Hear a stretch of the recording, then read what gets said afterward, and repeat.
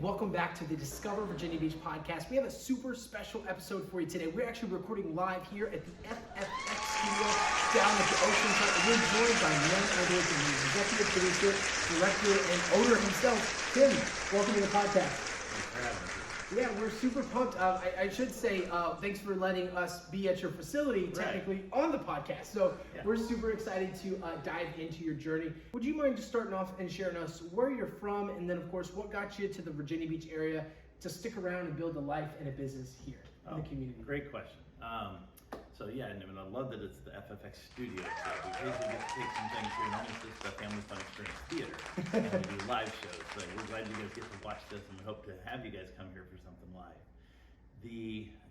What brought us here, we were originally from Missouri. We lived in Minnesota, lived in Indiana for a number of years. We've been here about 10 years now. Worked in a lot of different things. Most of my background is in education and in counseling psychology. Also serves as a family pastor, sometimes on staff, sometimes just as a volunteer for many years at different churches. That's what actually brought us here, being part of a church. Oh, cool. And along the way, more than 10 years ago, well, we'd been on a family vacation. Our kids were a little younger, and we were at a different beach. I won't say where. Sure, somewhere on the East Coast. I'm sure we can kind of narrow it down. Yeah, it was East Coast. We had this idea of we had this weird habit of going to church and things on vacation, and people are like, why you do that? I'm like, well, I work with a church. I want to see what they do. What's different? Sure. But we got in this conversation as a family about why families take vacations. And part of it was that you're spending time together, but that's also you're building into values and looking at things. And we said, well, there's a lot of things you do on vacation. They're just sort of fun or relaxing, or you do something sort of together. But it's like when you go to a normal show or a movie or something like that, you're doing it together. You're at the same place, but you don't necessarily spend a lot of time really interacting. Yeah, sure. And a lot of what we had done working with families was all about interaction, from counseling and working with families in distress to families just trying to connect together.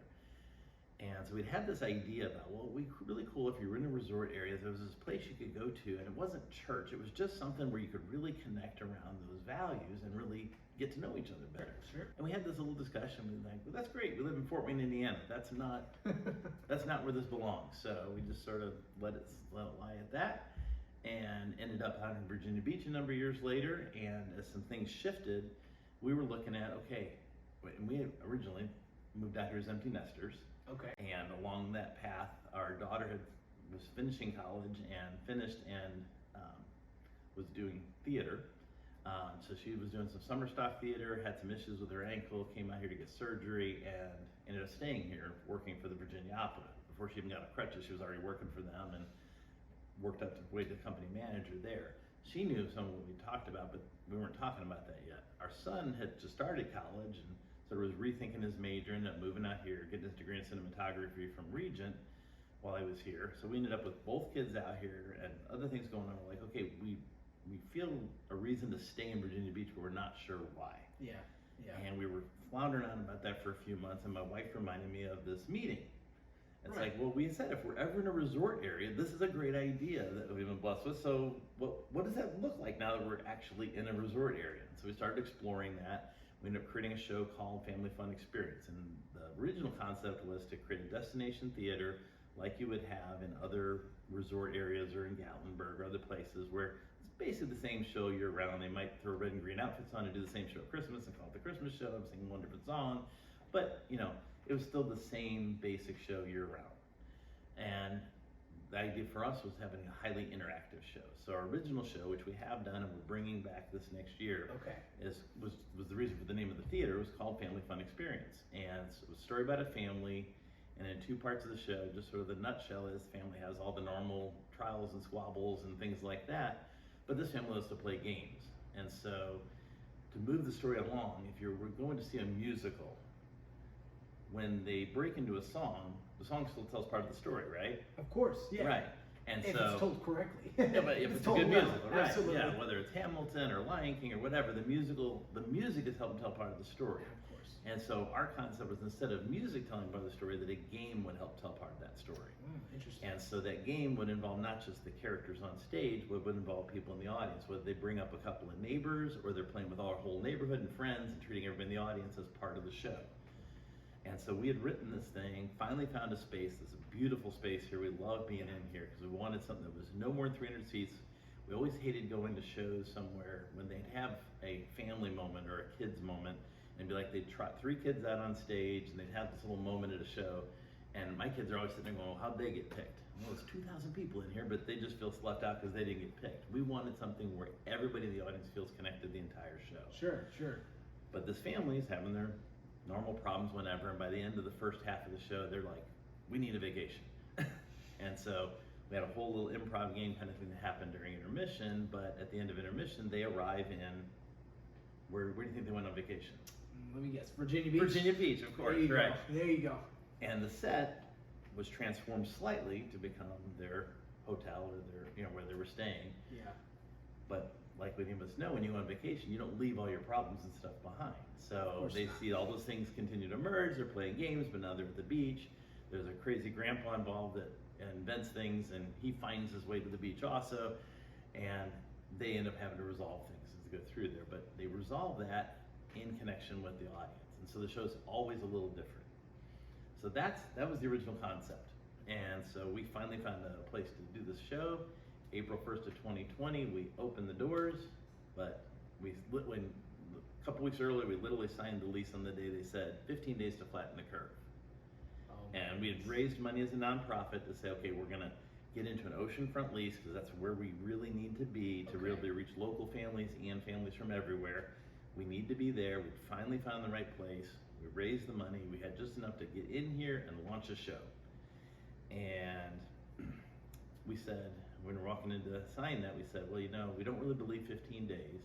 Nobody knew what it was going to be, but we're like, even if it takes like a whole month, no big deal. We'll be like cleaning the place up and maybe hosting some auditions and whatever. Sure, get everything ready. It won't hurt us at all. Yeah. Worst case, we may have to wait to do a fundraiser for an extra month, but no big deal. And so we get in here, shut the doors down, and for just about 6 months, we were completely shut down. So we were still paying lease, paying for everything else, couldn't cast people, couldn't do anything else. Wow. And right toward the tail end of summer, we were able to open the doors in a limited capacity. And so we said, what can we throw on stage? So we haven't been able to cast and produce a show yet. So there was a local magician on stage on Fridays, and we had a couple other shows we put on. We started hosting Tidewater Winds and Tidewater Bluegrass because they had no place to meet. There was a local puppetry thing that we used in schools. They didn't have a place to meet. So we were doing these different things, helping other organizations and creating things. And one of the other things we did in there was something we called Game Lab, which turned into a show we still do called the Fun and Game Show. In fact, we've created, I think, over 70 different shows now. Wow, that's a lot. In addition to hosting other things. Yeah. And so some of them are with a cast. So like that fall, we were able to put on the first version of the Family Fun Xperience show. Of course, our opening night was when the governor said, we're reducing social gatherings. So sort of took the wind out of the sails of that, but in the process, we completely reinvented how to do some of the interactive games and the other elements. So we've continued to do cast-based shows, from pirate shows, holiday shows, whodunit shows, all kinds of different things there. But then out of that Game Lab, this Fun and Game show and some other ones are what we had to sort of invent a term called a whole audience game show. Okay. So instead of a game show like you might watch on TV, there's 2 or 3 people on stage, they're with a host, and they're having all the fun, and you just sit there and watch, not unlike a podcast. Right. But we didn't want something where you just sit and watch. So whole audience game show means everybody in the audience plays along with every single game.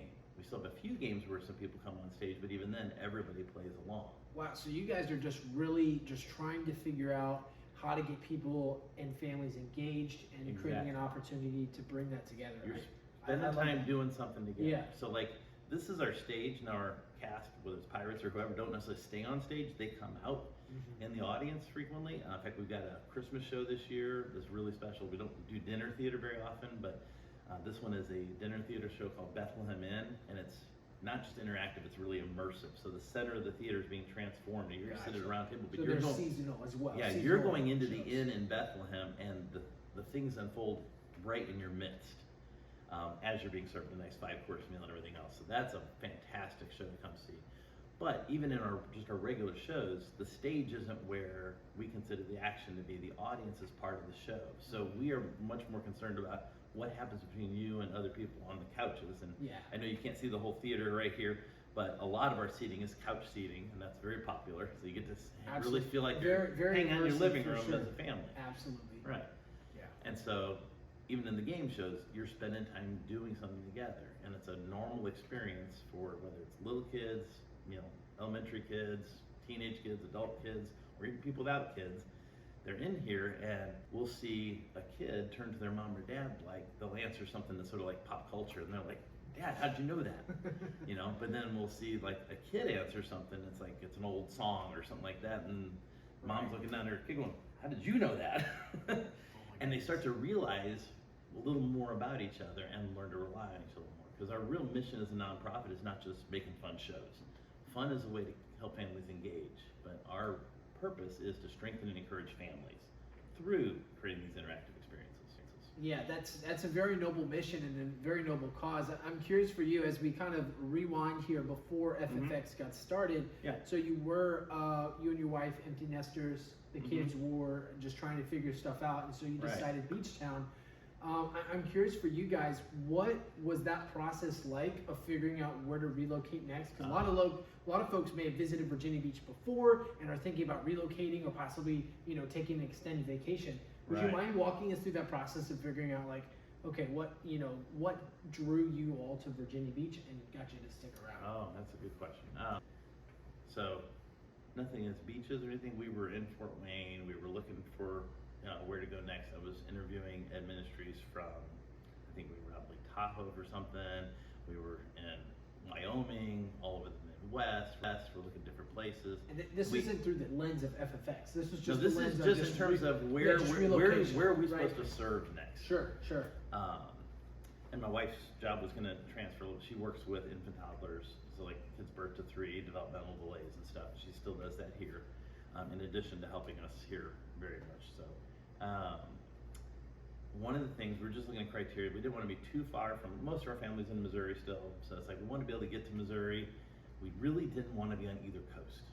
Sure. That was like the only thing was like, let's avoid the 2 coasts, somewhere else in the one middle of the country. requirement is stay off the coast, okay? Right, and this guy had reached out to me a couple of times and said, "Hey, why don't you come out here?" And it's like, well, we've been to this, it's like we'll get a little trip to the beach and check this place out, but we already know we really don't want to go. Have you been to Virginia Beach before?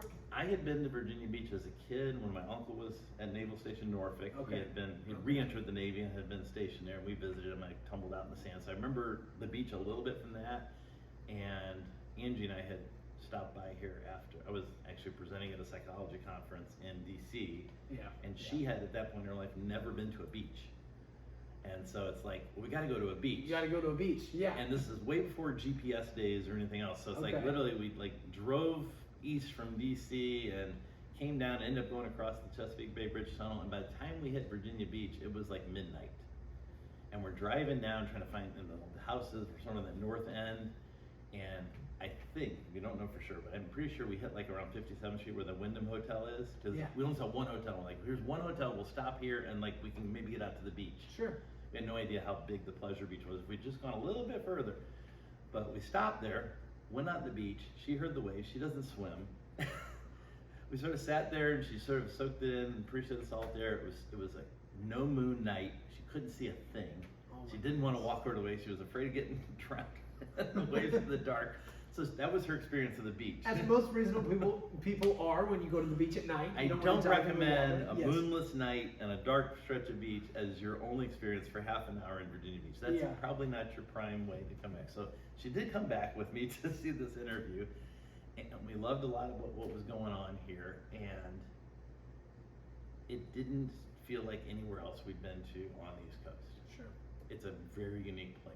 Very friendly, warm people, a lot of unique mixture of things, and not just a mixture of people from like North and South and East Coast kind of stuff. There's people here from all over the country because of all the military presence. There's really people from all over the world with NATO and different things. So it is a fascinating town to live in. Yeah, it's got a unique feature, and I appreciate you highlighting that too, because a lot of folks, that we have had on the podcast before are locals, and they're like, yeah, it's unique. And it's like, of course you say that, it's your local town. So it's always great to hear, including myself, who's not a local from the area, our twist and interpretation of exactly what Virginia Beach has to offer. Where are you from originally?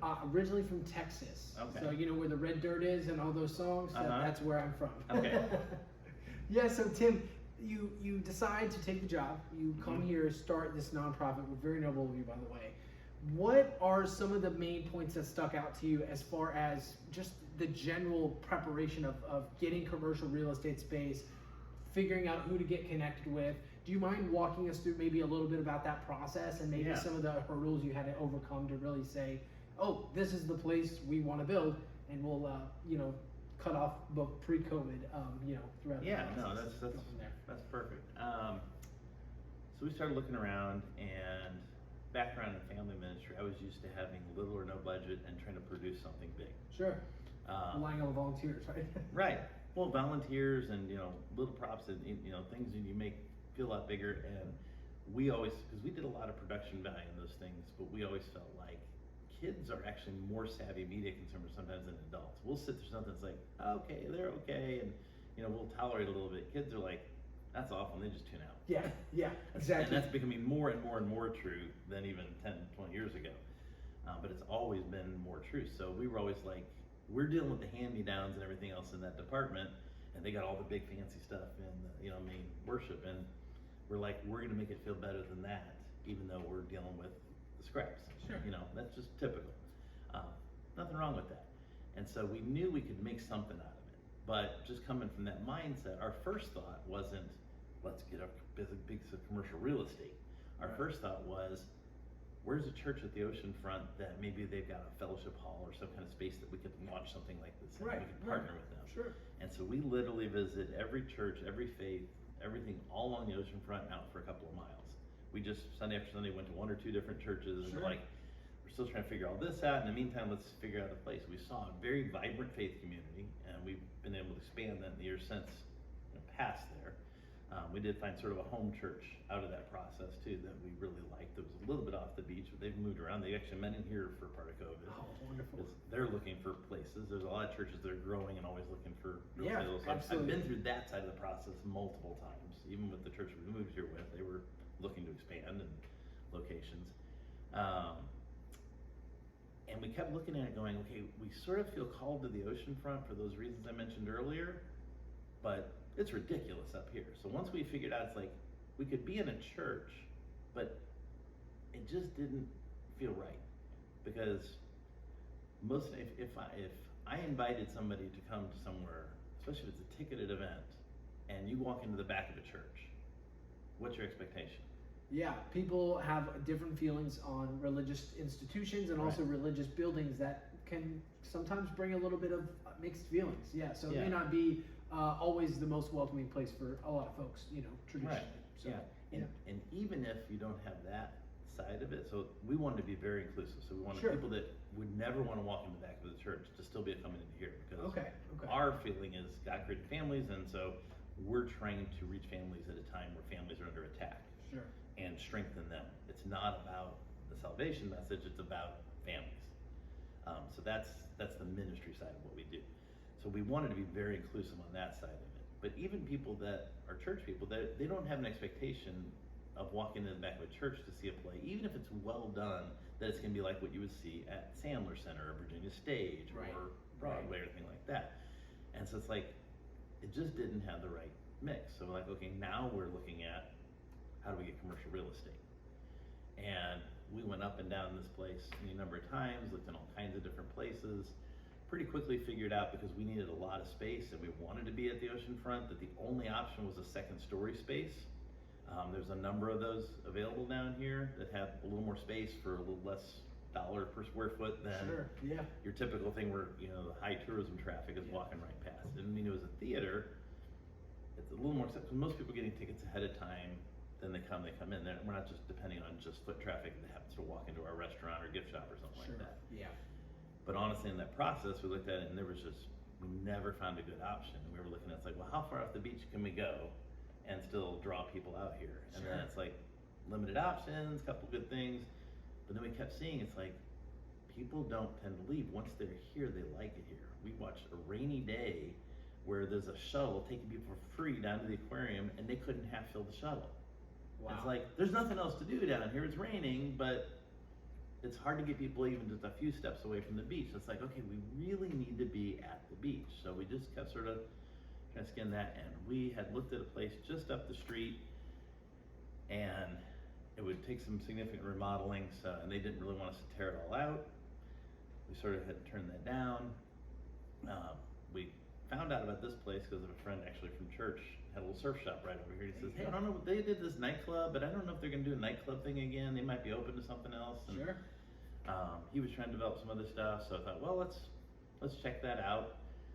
In the meantime, the other place had reached out back to us because they were trying to move a nightclub in, and then called us back and said, hey, we don't want to do that again either. Can you guys come check this out again? Yeah.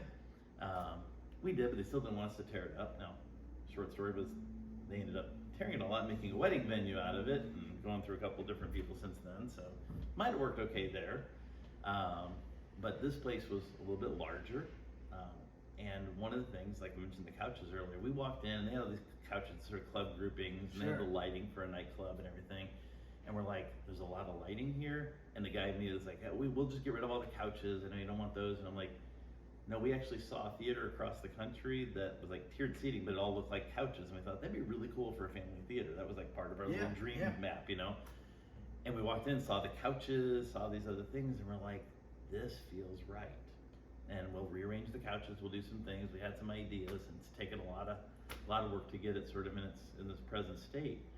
But we fell in love with the space. He really worked with us, understanding what we were trying to do, so so we'd be mutually beneficial there. But oceanfront leases are oceanfront leases, so they're not inexpensive. And typically they're like a big chunk up front, and they want the rest of the chunk at the end of the summer, because they know you're probably not going to do much the rest of the year. That's it's not sort of a normal month to month, and they weren't able to really give us much of a break when the COVID thing hit, but they were able to at least sort of go month to month and work with us in that way. Wow, so it's like almost the dream that you had mapped out so many years prior to actually moving here. It's just really just unfolded in a lot of ways. That kind of just is really cool. You don't always hear that story. And like life, when things unfold, there's something else in there that you didn't expect either. Yeah. I mean, this is an old building, so there's all kinds of little quirks and foibles, and replacing air conditioning, and we're still in a program right now trying to raise money to put a lift in. We were naive that first year, thinking, okay, COVID will be done, we'll have a great first summer, we'll do a fundraising program in the fall and put a lift in so we can make it accessible. I did notice that, and we'll, just so friendly reminder for those of you listening, definitely go and check out the live version of this recording if you want to see a full tour of what's specifically going on at the FFX studio, keeping in mind a lift is coming, hopefully soon. We're working on that. Funding for that. Absolutely. So Tim, for those who might not have visited here before, would you walk us through maybe a traditional night? You can use the Bethlehem Inn, for example. What can folks likely expect when they come? And then, of course, let us know exactly where you're located. That way folks can know where to go to check it out. Yeah, so we are down at the oceanfront. We are at 206 16th Street. So if you've been to the oceanfront before, if you know where the pier is at, and Dairy Queen, we're sort of right between those two, right along Atlantic Avenue. Also close to where the Ferris wheel. So if you've seen any of those things, you know right about where we're at. There's abundant parking down here. Now, seasonally, it's free right now. Summertime, it's at a premium, but there's always parking down here. I know for locals, parking is always an issue, and that was an issue as we evaluated properties and things as well. We don't have a dedicated parking lot. We do have a good arrangement with next to us here for the off season, but there's plenty of parking down here. There's like Memorial Day, Labor Day, and Labor Day are the only 3 days a year that parking is more difficult to find down here. Even then, it's abundant. There's a lot of ways to get around. I know that's something you'll hear from a lot of locals. And I'll just add one little touch, just from a local thing. We thought going into this that 95% of our summer traffic was going to be tourists, and then we'll reach the locals the rest of the year. As most beachfront, oceanfront businesses might expect, that haven't been here before. And our experience going into first year, second year, third year was sort of like, we keep tracking at about 50%. And earlier this year, they'd come out with a stat looking at 2022 saying, well, 52% of visitors down here every day in the summer are locals. And a lot of local businesses were shocked. It's like, we sort of thought that, but they were really shocked. It was slightly over half. Yeah. Because if you live here, you hear a lot of people complain, oh, I never go to the oceanfront, oh, parking, or oh, whatever. It's like, those are the ones that complain. You don't hear about a lot of people that they live at the beach because the beach is a jewel. It's a really neat thing to be down here. And they're out there come enjoying down themselves. Yeah. They're surfing, they're biking on the boardwalk, they're doing other things, and they come down here for all the festivals and different things. They enjoy it. They don't complain about it. So if you're new around here, a lot of people come down here to the beach, and there's a lot of fascinating people down here from elsewhere as well. But wherever they're from, arrive at the theater, park and come on in. We've got a little box office area downstairs. Get checked in with tickets scanned just like you would at any other theater, like if you're going to the movies or whatever. And you can purchase those ahead of time? You can purchase them ahead of time and select your seats just like on the airplane or the theater or whatever, or you can come in and get them at the box office. We rarely have a show that fully sells out. We have about 250 seats for a normal thing. Okay. Normal show size is anywhere from 50, 60 people to 100, 120 people, somewhere in that range. That can vary a lot. So there's always an extra seat for people. And we like that. We like keeping it a little bit smaller, more intimate. We also keep it very affordable. So I'll say on the ticket prices, if you go to a resort area and go to a show, we were just in Gatlinburg recently. Sure. It's like, yeah. How much was that? the cheapest show you can get into is about $30, and that's like a 45-minute show. That's for one person. For one person. And we're talking that's about not a a family dinner experience. Right. Yeah. So most theaters, you're talking, even years ago, were $40, $50, $60, more like Sure. 70 or 80 if you're talking about dinner, and that's only gone up in the last couple of years, inflation with everything. So we knew going to things as a family that you're going to spend $200 to $300 just to walk in the door as a family of four, and that's before they want to take your picture, or you get a souvenir, or snacks, or anything else. Right. And so we had a commitment up front. We're like, we want a family of four to be able to walk in the door for $100 or less. And we sort of carry that through with concession prices and everything else. So our ticket prices are usually around $20, give or take a little bit for an adult, more like $12, $14 for kids. You know, some special shows like a dinner theater like Bethlehem Inn, that's a little higher ticket price, but you're getting a 5-course meal with it. And a little bit more immersive. A very large experience. cast. It's a different experience. Yeah. But however you get your tickets, whichever show you're coming to, you're gonna come in, be greeted at the door, come on in up the stairs. It is an upstairs facility, so until we have a lift, there's 20 stairs. It's a grand staircase. This place has been here since the 40s, 50s, and 60s. It was Frank Sinatra's big hangout in the 50s and 60s. The Rat Pack played Did not here. know that. Rondell's. There's a lot of history here. So those same brass handrails have been bringing people up those stairs for 75, 80 years. It's 20 steps, just like a normal commercial building staircase. So it's easy to come up. Hopefully a little bit easier for some of you that have a hard time with the stairs as soon as we can get the lift put in. But you're coming up the stairs, and most people walk up the stairs and sort of see that open up, and their experience is, wow, this is a lot bigger than they thought the building was, much less, you know, the space was. Like online, we got a little virtual tour, so people look at that, and they're coming, like, look at the space to rent for a wedding or a birthday party or something like that. And they walk in, and they're like, same thing when people come in the theater, it's like, wow, you know, and the kids have a little bit of wonder with that too, because it's a different thing. Families coming in, a lot of times, especially recently, a lot of kids, even some middle-aged kids, not just the young kids, don't have much experience with theater. Sure. We've had kids literally all summer long walking in going, so my mom said this is a theater, what's a theater? they really don't have any idea. So we got to say, you don't go on stage until you're asked to, you know? Yeah, what an incredible opportunity to kind of like educate folks on like what a theater is, what type of experience you can get from one, and just really setting the tone for that. But we do sort of ruin it for other theaters because Why is that? we're interactive. Okay. So yeah, we say at the beginning of the show, it's like, hey, most theaters is, you know, sit quietly and watch, and then you might talk about it at the end or on intermission. Yeah. We encourage people to talk, use outside voices, get up, move around. We do a lot of different things very actively.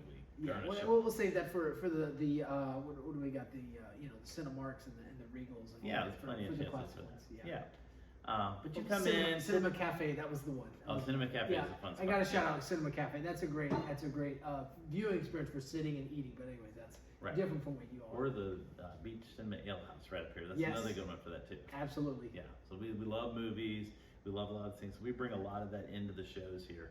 But you're going to come in, sit at the couch, probably go back. People love our popcorn. I don't know what we did that made magic in that popcorn machine. It's not like, it's very affordably priced, but people love our popcorn, get a drink. There's a secret ingredient somewhere. That's very noble of you to be coy about it. But yes. Secret ingredient is you love. got your secret popcorn. It gets people excited. But we've got a bar back there, so beer, wine, some drinks. We've got some options for all that for everyone.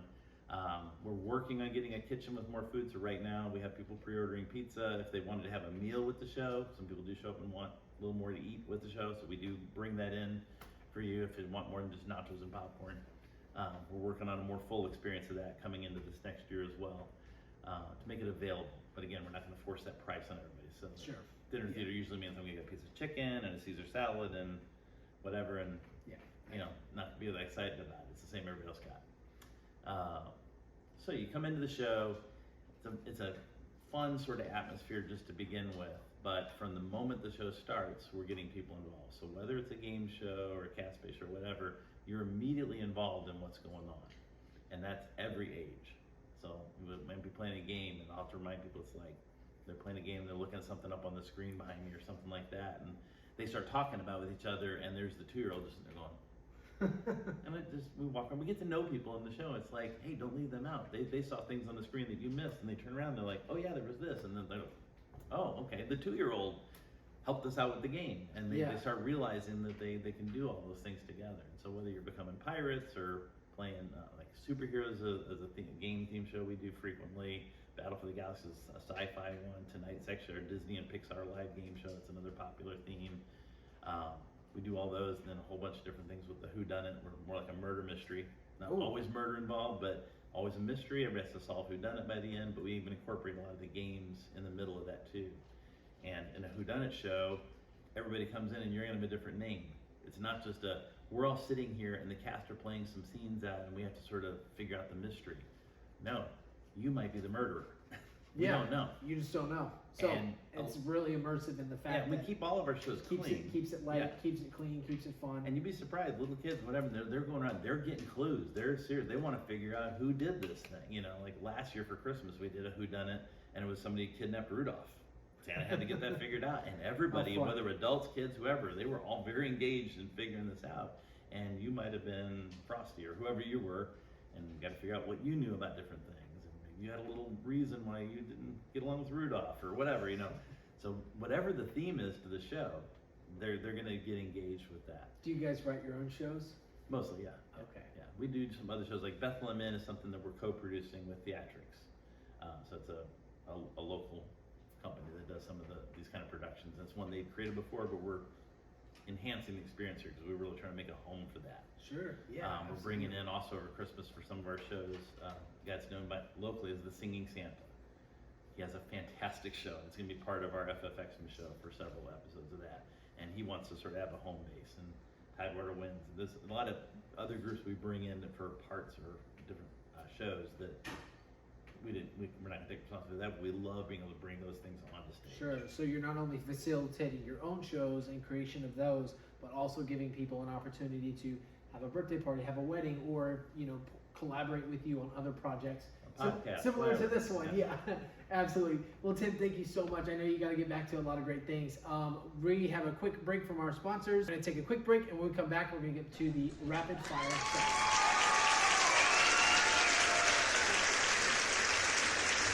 And we are back with the rapid fire questions for you. Tim, are you ready? Sure. First question: favorite family game to play personally with your family? Favorite family. So one thing about me is I hate picking favorites. Or maybe we can do favorite family game to play with types the of family. genre you enjoy playing games with your family. My favorite game is when we just make things up. We make things up all the time.